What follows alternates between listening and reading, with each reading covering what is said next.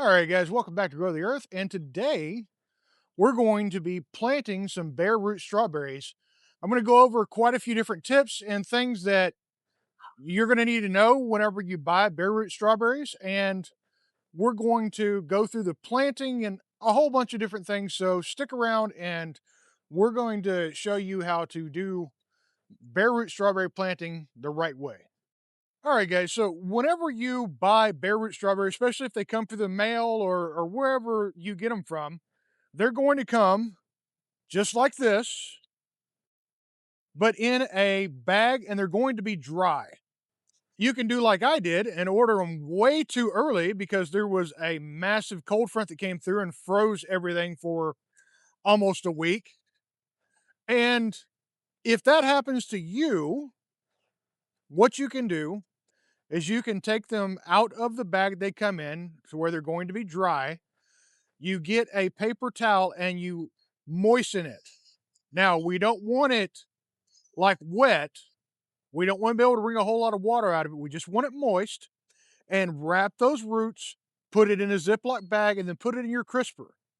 Now, do not put them in your freezer. Your freezer, you will kill them, but in your crisper, in your regular ice box, they will stay for about a month. Now, I bought these on the 22nd, and today is February 18th. And mind you, I bought those on the 22nd of January. So this is February 18th, and they're still alive. They're still fine. The only thing that you got to watch out for is we don't want to have them mold. So too much moisture and they will mold, and not enough moisture and they'll die. So it's kind of that little happy medium that you've got to get. So one thing I need to add is when you wrap your strawberries and you put them in your refrigerator, you put them in your crisper, we need to realize that they're only going to stay in a sleep in that, in that state for a little while.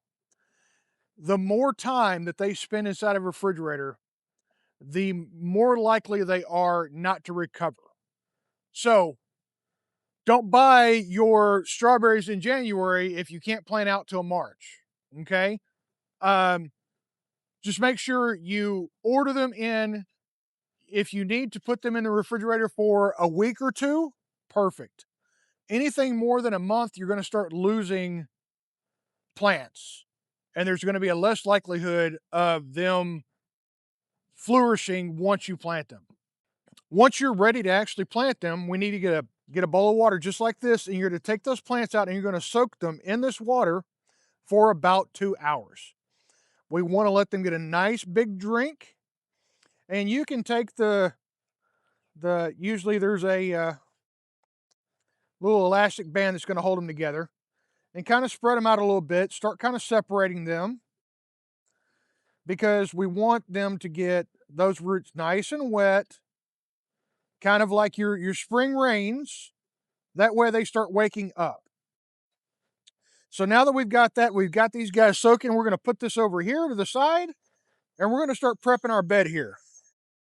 All right, so first things first, after we have done all of that, now that we've got our strawberries in some water and they're soaking up a nice good drink, we're getting ready to plant them, but we've got to prep our bed. Now, strawberries are a very, very heavy feeder. They come out in spring, you get a whole lot of green growth, and then they start putting on fruit, and they grow fruit until either the extreme heat kills them in our case, or until it gets freezing and it kills them that way. We actually have Abalone strawberries that we're going to plant today because they're supposed to be a little more heat tolerant than all the rest.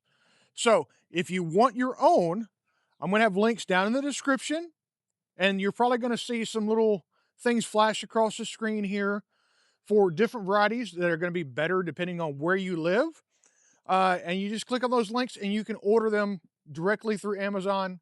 Now, mind you, I do get a little bit of a cut off of that because I am an Amazon associate, but that way you can get your own, you can order those in, and you can plant and you can grow awesome strawberries just like I am today.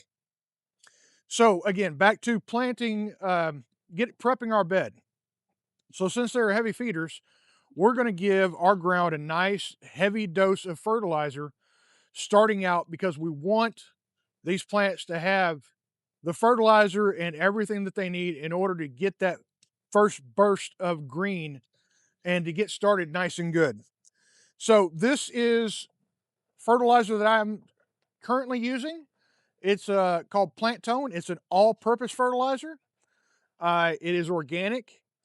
Organic is kind of the way that I like to go because it means that number one, I'm not going to burn anything by over fertilizing. I can put as much of this stuff as I want in the ground, and it is not going to hurt my plants.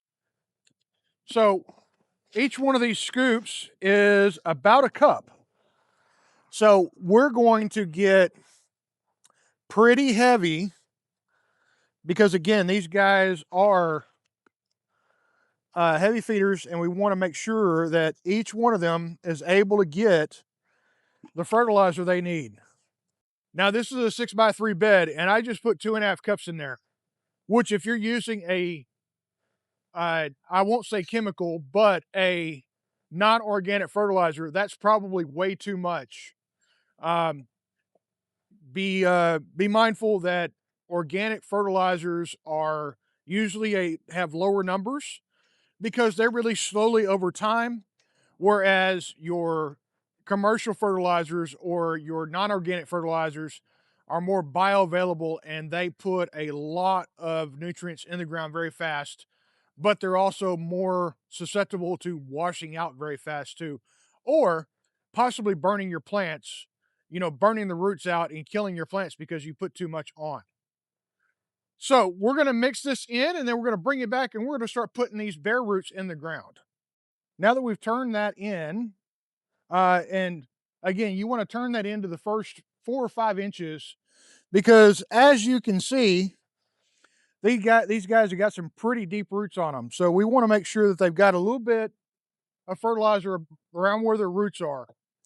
Now, since we fertilize so well here, we have there's 25 of these guys, and this is a 6x3x2 bed. And we're going to put all 25 of them in here. Now, a lot of people will say that that is too close together, that the plants will suffer, they'll die, all that nice stuff. Well, I did it last year. I had a 8x2 bed that I put quite a few plants in, and the only thing that happened is because I had it planted out in full sun, is that come summertime, whenever the temps were getting up into the hundreds, is they died off slowly because of too much heat. We've actually chosen a different spot to put them in this time because we have some trees out near the back end of our property here, and we're going to put this bed here. So hopefully the midday sun will not get these guys, and it will get some nice morning and some nice evening sun, and they'll survive a little bit longer than into like the first part of June when they actually gave up the ghost last year. Okay, so now that we're going to plant these, we need to go over the anatomy of a strawberry plant real quick.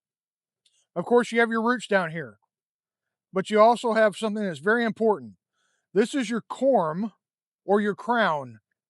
Whenever we bury these plants, we want our soil to go no higher than this.